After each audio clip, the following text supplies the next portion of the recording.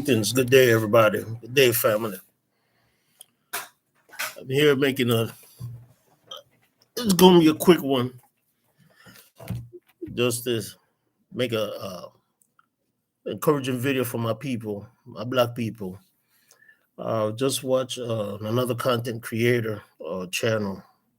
Uh, there was a hate group that staged a march in Cincinnati, Ohio, and my people stood on business and represented it, put a stop to that foolishness immediately. But I'm here to encourage my people, and just beware, be on the lookout, because they feel bold, they feel emboldened, and they think that they're unstoppable, and they had the nerve to call my people cowards, but they're the ones with masks covering their faces.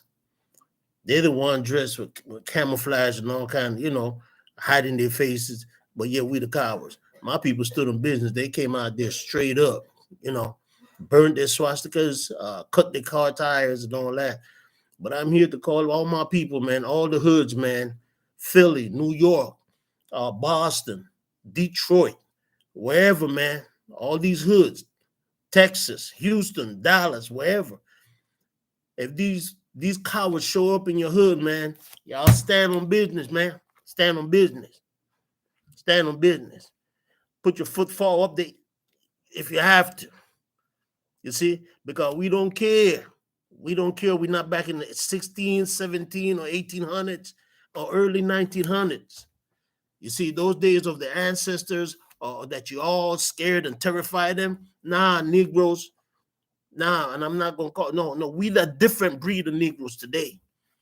You see, and when y'all niggas showed up, like y'all want to run things and don't know, just understand you're dealing with a different type of Negro these days. We ain't scared of you. We're not afraid of none of y'all.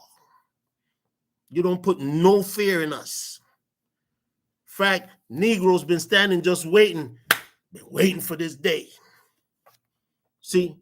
So understand this, my beautiful black people, brothers in these hoods, man. Y'all save your slugs, man. Stop killing each other. Stop shooting up on each other over these streets and these corners and whatnot. And all this nonsense that they push and propagate before you, man. Save your bullets, because the enemy is going to roll up in your neighborhood. They coming in and they're going to come deep. You understand? So while y'all trying to fight each other over colors and bandanas and all that crap, just understand there's one color that matters. That's this color. This should be the color that matters the most to you. See? And you better stand on business. Protect your family. Protect your children. You understand? Because they moving deep far into their agenda. And I've come to find out, watching another content creator channel, this brother and sister, they in Africa, and part of the 2025 project is some of the stuff that they were talking on the channel. And I wish I had the link where I could just put it for you, but I remember the title where it says the secret plan to exterminate the black people. And this was enacted at a time where I revered this president, and I thought he was the best president the United States had ever had. Mr. Jimmy Carter signed that. How disappointed I was to find this out yesterday. And now they're pushing all this propaganda and all this stuff where they're doing studies where they want to annihilate the Negro community, because they know that you are of the seed of the real people of Israel. And as long as if they can succeed in exterminating us, they can continue with their propaganda that they've been carrying for years. And the churches is involved in this. Yeah, the Catholic Church and all. Where are these white evangelicals right now? Where that? Why we can't hear them? Why their voices are not so loud now that America right now is in the hands of Nazis? Huh? Why the voices are not loud? But when we had a black president, oh, we hear from this all these evangelicals, these white boys here, they came out talking about, he was the Antichrist, he was a whole lot, and he was this. And yeah, I disagree with the one thing I disagree with the black president was that he pushed that daggone gay agenda foolishness here. That's what we got to remember our first black president for. Same-sex marriage. What's that to be proud of, man? Gay life is not black struggle. That's a choice y'all making, man. I got to live black for the rest of my life. I have to stay black till I die. Being gay, lesbian, or transsexual and all that, that's a choice. That's a decision y'all making, man. Don't ever there equate your what you call a struggle with how my life and our life as Negroes has been since the transatlantic trade been happening. And before that, you don't equate that with what a black struggle is. The Edmund Pettus Bridge incident for that had nothing to do with LGBTQ. Voting rights, equal rights.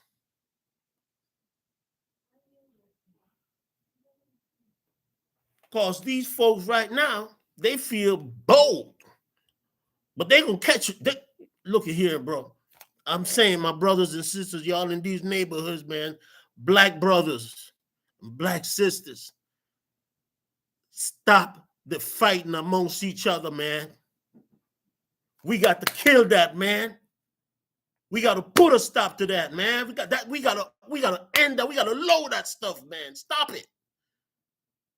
Because we got an enemy right now that is out here ready to just come in your neighborhoods, man. And if you don't stand on business like these brothers and sisters did in Cincinnati, Ohio, man, they should. My only regret is they should have let them walk a little bit deeper, so them niggas would have been MIAs. Yeah, sure. They ain't playing. I ain't playing. I ain't playing. That video just this thing just real, you know what I'm saying, yo, this thing just boiled my blood, man, to the highest, my lord. Jono. Ooh. The plan that they have enacted since 1974 under the direction and authority of Jimmy Carter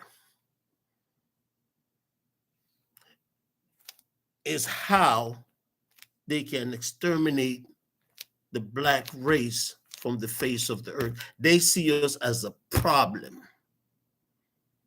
They don't see us as equal to them. And by all means, we're not equal to them because we are superior over them, and they know it. They're very much aware of our strength. Because even though our Most High God, in his wrath and displeasure with us, allowed what's happening to the Negro to happen, but in his word he said, it shall not go unpunished.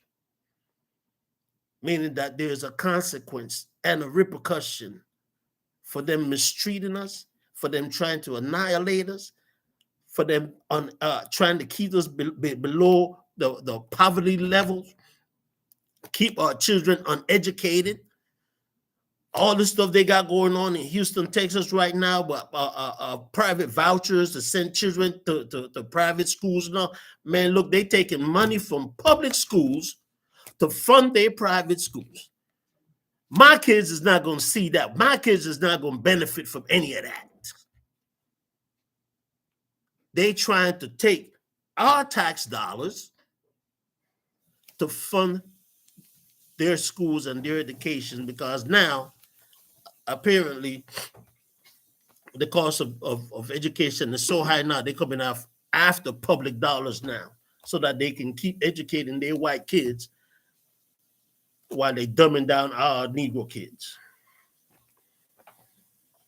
And I'm pissed and mad at some of our kids. I saw Roland Martin yesterday with I've never seen Roland this pissed, where he said that our kids are really so daggone blinded that TikTok, Instagram, and all of this is foolishness they put before them. They are so into that, but when you want to teach them, and I'm not going to say all our black kids are like that, but when you want to teach them about the struggle of the black folks, the Negroes, they find it boring. I'm going to speak about the ones I got here. They find it boring and uninteresting, and they say that was then and this is that now. And I just keep trying to keep them informed of what's happening. They are moving to dumb you down, to keep you uneducated, so that whenever they're ready to put shackles back on you, they have to wait for Negroes like myself to die off. Because there's many of us out here, we ain't going down without a fight. And as long as Negroes like myself are out here, we making it hard for them. But I would say I make a decree and a declare to educate our children and teach them of the struggle. And never to equate LGBTQ with the Negro struggle. That has nothing in equality or comparison. One is a choice of life. One is a choice of life, and the other one is just the way we live. We born black, we live black, and we gonna die black. Nobody is born gay, nobody have to live gay, and nobody have to die gay. You choose that. And I say that with no apology. Because we're living in the days now of Sodom and Gomorrah is definitely before us. But I'm going to get back to the point here. My brothers and sisters in these neighborhoods, stop killing each other, man. Stop the fighting amongst yourself over some red bandana or blue bandana. Load that, man. Because them niggas out there with the swastikas, they're coming for both of y'all. With your blue bandana and your red bandana. They don't care. They're coming for both of you. So while y'all trying to be enemies out here in these streets, you find a way to come together and unite. Load that, man. Because if they were bolden 8 years ago, they're more emboldened now these days. They're more emboldened now these days. I do a job where the company I work for, I would say we run assists for other companies. We run an assist for another company yesterday. I happens to be the person to run the assist. And the other man from the other company, when he called, he addressed me as if I worked for him. I didn't work for him, so because I had the clients in the vehicle with me at the time, I didn't deal with the matter then. Okay? But the next day he called me. I ignored the call because I didn't know who was calling me, but let me call back and see who this is. I called this man back, and he tried to handle me like I was his employee. Needless to say, I put him in this place and let him know I don't work for you. I'm not employed by you. Now, had you called and been a bit more professional and polite with me, you would have gotten the answers you were looking for. But since you want to handle me like I work for you, guess what I'm going to do? Click. I'm going to hang up this phone, and then you call the office and get the information you're looking for now, because I'm going to give that information to my office. I don't work for you, and you don't come at me like I'm a second-class citizen, because you understand Leroy was the driver and it sounds like a black man, and you felt like you could come at Leroy any way you feel like. Bro, you came at the wrong Leroy with that nonsense, son. Nah. And that goes for anybody. I don't care how rich or white you is, your pockets are not that strong nor deep where you can handle me like I'm a cotton field nigga. Hell no. Beware. You've been put on notice. So my brothers and sisters out here in these streets, y'all please save that wrath that y'all have for each other. Wave a white flag on that, bro. Wave a white flag on that. Because the true enemy is the ones with the swastikas. And they come in for both of you. Whether you wave the red bandana or the blue bandana or whatever other bandana y'all want to have in between there.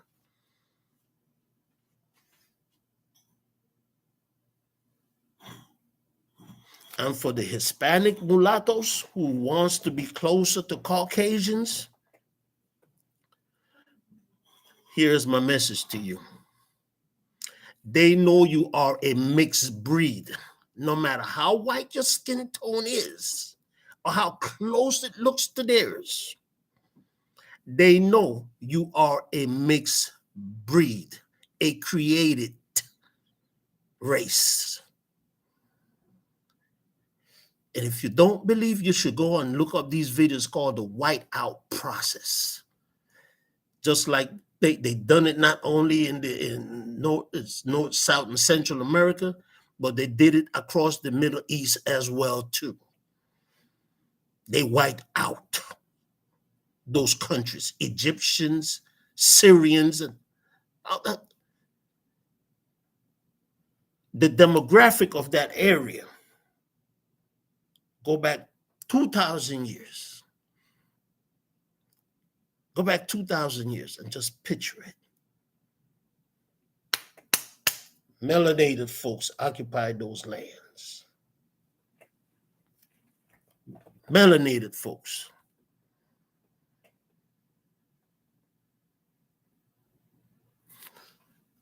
And present day today, for those of us who have maintained a melanated tone in our skin, you look down on us, you feel you got free range to piss on us if you feel like it, to kick us in the ass, and we ain't gonna say nothing and we gonna take it.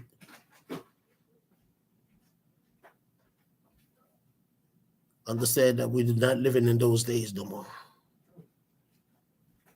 We are not living in those days no more. Where you could throw a rope over a daggone tree and say, let me hand this Negro. We're not living in those days no more. So whatever boldness you feel you have, proceed with caution.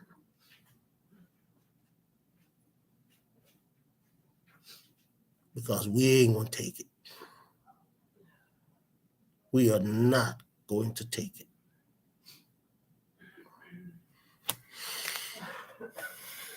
So, getting back to these here now, you're just light-skinned Negroes to them. And that's all you will ever be in their sight. You're light-skinned Negroes. So for all you feel like you're in proximity to them because your skin tone is so close to what theirs is, European, bro. Your name is Gonzalez, Rivera, Vargas, whatever. they know you're a melanated mixture with European. And as they say, if you're 1% black, you're black. 5% or this is 1%, something like that. It is 1 to 5%, something to that effect. As long as there's a mixture in your DNA, you'll never be one of them. Oh, they take your vote, and you're finding that out now. They will accept your vote. They will accept you working alongside with them. They will accept you working alongside with them, but you will never be one of them. That's the rude awakening that you are encountering these days right now. With that being said, my melanated folks, stay strong, keep your head up,